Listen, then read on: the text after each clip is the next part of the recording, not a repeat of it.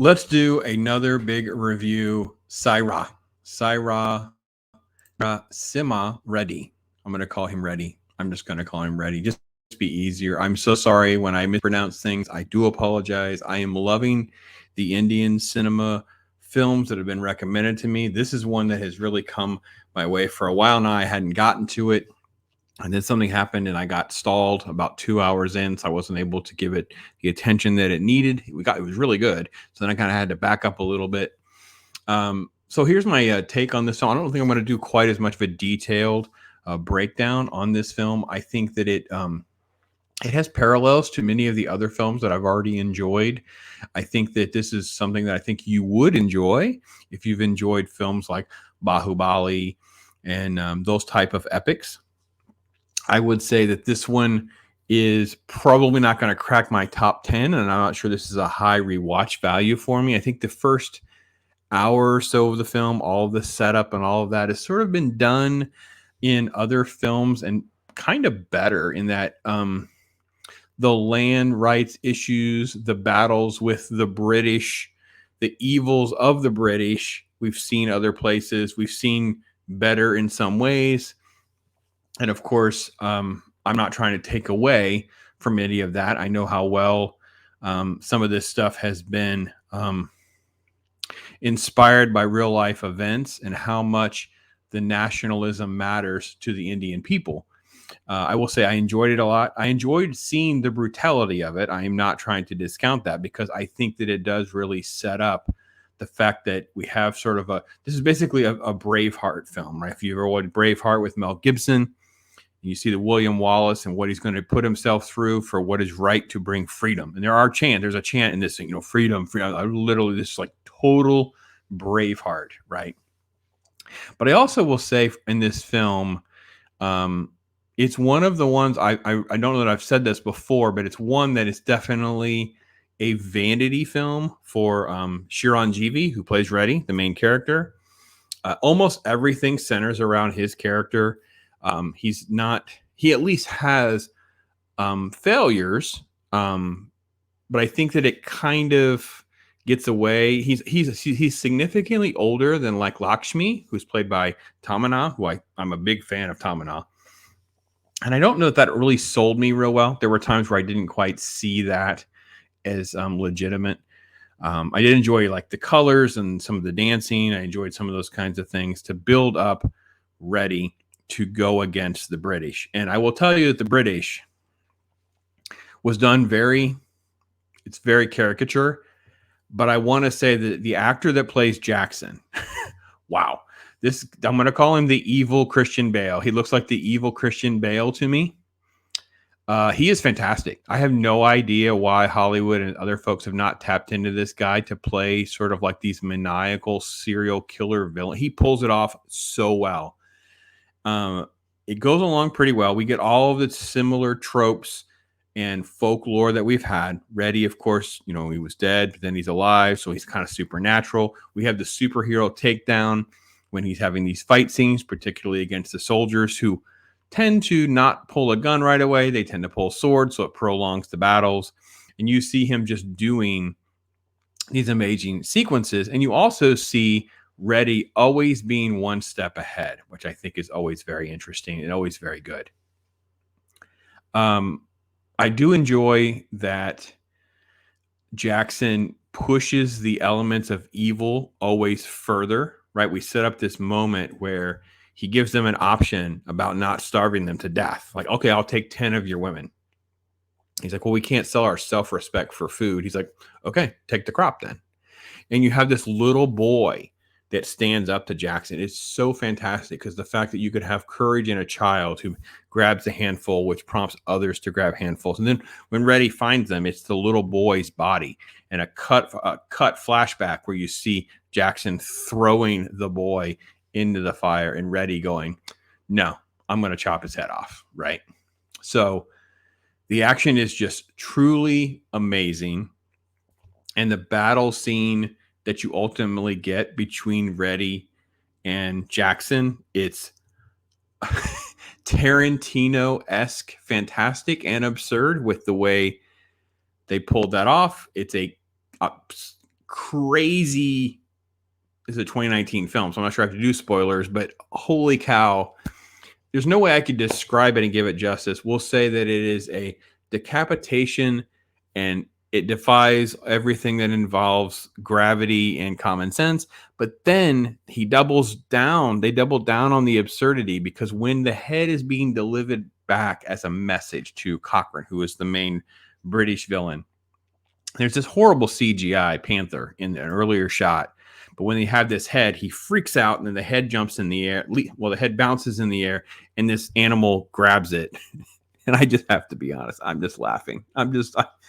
So there's all sorts of horrible German European references with the British, which I think went a little too far, but I got it.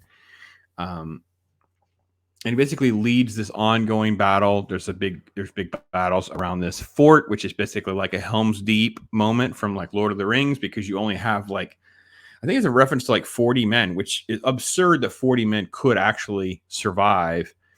I think they only lose one guy, or at least there's an illusion that they only lose one guy. But reality is, and it's pretty amazing, and the fact that they come up with all these different tricks and traps to get the upper hand on the Brits, who, of course, the joke in America is, it must be nice to win a Revolutionary War when we have you guys literally march in line with bright red outfits on. Well, this film kind of does that as well. So it's during this battle, and Reddy, of course, hears his baby being born and names it after the older man who basically sacrificed himself to kill, a dozen soldiers, as he promised he would do, right? And I love the fact that there's other chiefs and other leaders, and you never quite know where allegiances lie, and it's constantly about betrayal and living up. Who's going to follow Reddy? Who is not going to follow Reddy? Who's going to stand up? That message, especially in the last half of the movie, gets very, very good, even to the point of the major twist of who actually betrays Reddy. I think it's fantastic. It's executed very, very well. I love it. I love the fact that there's almost like Robin Hood moments, because no one knows exactly what Reddy looks like. He's almost become a myth of folklore. And at some point, he's actually face to face with Cochrane, but Cochrane doesn't know that's him until after the drawing is complete, and he realizes he was the guy just there and he rides away. Tamannaah's Lakshmi is a fantastic character. You have these massive pauses and gaps where she's not really involved too much. But the way she ultimately realized when she's captured by the British, there's no way out, and that she's going to sacrifice herself. She's going to just do what she can do to take down the Brits, because they've got this massive armory built up that the people won't be able to withstand, and she sacrifices herself. It's a beautiful scene. It's very well done. I love it. I loved it so much. I think that was also fantastic. I didn't always feel like the film moved at the right pace. It just seemed like it didn't quite go right. But I will say that there are great lines. And then at the end, right before we have this big battle scene, the fact that the British leaders were just sort of like shoehorned in at the end, like these are people we haven't seen before. We've only had Cochrane and Jackson, basically. Then suddenly there's all these other leaders. And then when Reddy is actually captured, they're the ones that are interacting with him. I thought it was very strange. And just the idea of them knowing or figuring out how are they going to navigate through dealing with Reddy. Do they make him a martyr or not? And then, of course, there's this absurd ending, right? Because he has to go to British court. He accepts the crime. Again, very similar to Braveheart. He's going to be hanged, and he goes be decapitated in this big fight scene and whatever.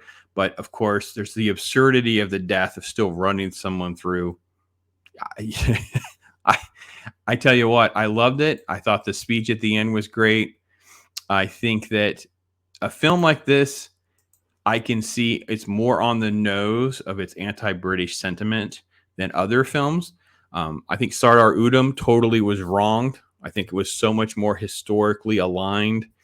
It was unfairly treated, where something like this, if it had been at an Oscar caliber, I'm not saying it is, but if it was, I can see why they'd be like, oh boy, this one's a little more on the nose. But I can tell you what, it was really, really good. I really did enjoy it. Had a good time with it. But with that said, I'm not sure that I would want to watch all of it. I would just tell you that I would like to enjoy, the legacy of it. A couple of the fight scenes, the sequences, things like that are really great.